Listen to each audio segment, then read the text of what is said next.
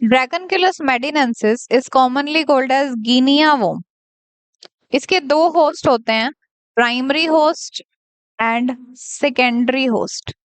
Primary host वो है जिसके अंदर ये रिप्रोड्यूस करता है and that is human being. And secondary host वो होता है जो वेक्टर की तरह काम करता है और ह्यूमन बीइंग में से ट्रांसफर करता है। तो इसीलिए सेकेंडरी होस्ट को वेक्टर होस्ट भी कहा जाता है। एंड ये होता है साइक्लोप्स, जिसे कॉमनली वाटर फ्ली कहा जाता है। देन डिस्ट्रीब्यूशन देखिए, this is widely distributed over Africa and Asia. उसके बाद मॉर्फोलॉजी पर आ जाते हैं। तो देखिए, this nematode is elongated in shape. Female and male दोनों अलग एग्जिस्ट करते हैं, यानी ये यूनिसेक्सुअल या डायोशियस है। एंड इनमें सेक्सुअल डायमॉर्फिज्म देखने को मिलती है। जो फीमेल है देखिए ये लॉन्ग है एंड जो मेल है दिस इज शॉर्ट। फीमेल का जो पोस्टीरियर एंड है या टेल रीजन है दिस इज स्ट्रेट, तो इसलिए हम बोलेंगे स्ट्रेट टेल होती है इसकी। बट जो मेल है इसका टेल रीजन देखिए यहाँ पर, this is slightly spiral in shape, तो हम बोल देंगे स्पाइरली कोइल्ड टेल प्रेजेंट है। अब देखिए ये जो फीमेल है ये देखने में स्नेक जैसी दिखती है, तो इसलिए इसको बोलती है सरपेंट। एंड जब भी किसी ह्यूमन बींग को इन्फेक्ट करेगी तो जहां से एंटर करेगी वहां पर अल्सर बना देगी और बर्निंग सेंसेशन कोज करेगी, तो इसके लिए वर्ड यूज कर लेंगे फियरी। फायर जैसी सेंसेशन कोज करती है, तो this is commonly called as fiery serpent.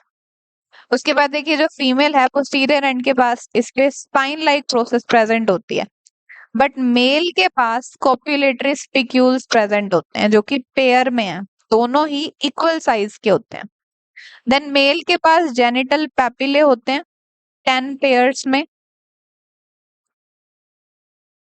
And mail और फीमेल दोनों के पास एक चीज कॉमन होती है, दैट इज लेबियल पैपिले, जो कि एंटीरियर रीजन में पाए जाते हैं। तो ये तो सब थे डायमॉर्फिक फीचर्स, मतलब जिनके बेस पे अब हम इनको डिफरेंशिएट कर सकते हैं। एंड ये है इसका कॉमन फीचर। उसके बाद देखिए ये ह्यूमन बींग्स में कैसे एंटर करता है, क्या डिजीज कोज करते हैं वो देखते हैं। So the study of spread of disease is called as epidemiology. ये एंटर करता है वाया ओरल रूट, मतलब माउथ से एंटर करता है। माउथ से भी ये वाटर से एंटर करता है, कॉन्टेमिनेटेड वाटर से एंटर करता है। तो अब देखिए मान लीजिए कोई अनक्लीन सा वाटर हमने कंज्यूम कर लिया, उस वाटर के थ्रू ये हमारी बॉडी में एंटर कर जाएगा। बॉडी में एंटर करेगा गट से, गट से ये निकल कर फिर ये स्किन के अंदर रहने लग जाएगा, सब क्यूटेनियसली रहेगा, स्किन के टिश्यू में ही रहेगा। तो इसीलिए इसको बोला जाता है कि ये हिस्टोजोइक एंडोपैरासाइट है। एंडोपैरासाइट मतलब बॉडी के अंदर, होस्ट की बॉडी के अंदर रहने वाला। हिस्टोजोइक मतलब टिश्यू के अंदर रहता है एंड यहाँ ये स्किन के टिश्यू में रह रहा है।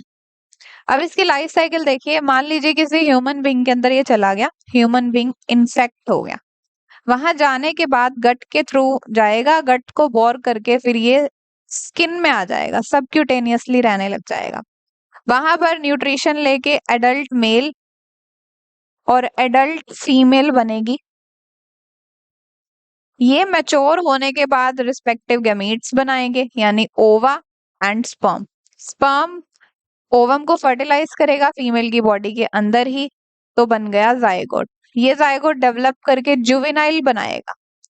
ये जुवेनाइल्स रिलीज होंगे, फीमेल उसे ले करेगी इन वाटर बॉडी।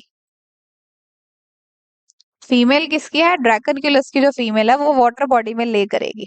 अब देखिए ये जो जुवेनाइल है इसको ले कर रही है, एग्स को ले नहीं कर रही, तो मतलब जो फीमेल है दैट इज विवीपैरस। विवीपैरस फीमेल जुवेनाइल्स को ले कर देगी वाटर बॉडी में। अब ये वाटर बॉडी में गई कैसे, जब भी ये इन्फेक्टेड ह्यूमन बीइंग वाटर के कांटेक्ट में आएगा तब ये जुवेनाइल्स फीमेल जुवेनाइल्स को बाहर निकाल देगी वाटर बॉडी में। तब ये जो साइकिल है टिल हेयर, जो भी साइकिल चल रहा है ये सारा ह्यूमन बीइंग में चल रहा है, प्राइमरी होस्ट में चल रहा है। एंड अब जो साइकिल चलेगा ये चलेगा in secondary host, that is in cyclops, secondary host में। तब देखिए ये जो पानी में जब जुवेनाइल्स छोड़ दिए, इस पानी में प्रेजेंट होगी water flea. Water flea juveniles को ले लेगी, consumes juvenile. Juveniles water flea की बॉडी के अंदर डेवलप होंगे। फर्स्ट मोल्ट हुआ, सेकंड मोल्ट हुआ। सेकंड मोल्टिंग होने के बाद आफ्टर सेकंड मोल्ट ये जुवेनाइल्स इन्फेक्शियस हो जाएंगे। अब इन्हें बोलेंगे इन्फेक्शियस जुवेनाइल्स। तो ये इन्फेक्शियस जुवेनाइल्स अब पानी में है, इस पानी को फर्दर कोई और ह्यूमन कंज्यूम करेगा तो उस ह्यूमन बीइंग को ये इन्फेक्ट कर देगा। ये सारा साइकिल फिर से चलेगा। तो देखिए ये साइकिल था प्राइमरी होस्ट में, सेक्सुअल फेज था जो ह्यूमन बीइंग में चल रहा था। एंड ये जो दूसरा पार्ट है इस साइकिल का, ये हो रहा है साइक्लोप में। तो इस साइकिल को कंप्लीट होने के लिए दो होस्ट चाहिए, hence this type of life cycle is called as digenetic life cycle. अब देखिए जो भी प्रॉब्लम्स इस ह्यूमन बीइंग में ये नेमाटोड कोज करता है, उस प्रॉब्लम को या उस डिजीज को बोला जाएगा ड्रैकन ड्रैकनक्यूलोसिस, या फिर कॉमनली से गिनिया वॉर्म डिजीज बोलते हैं। इसके क्या सिम्टम्स होंगे?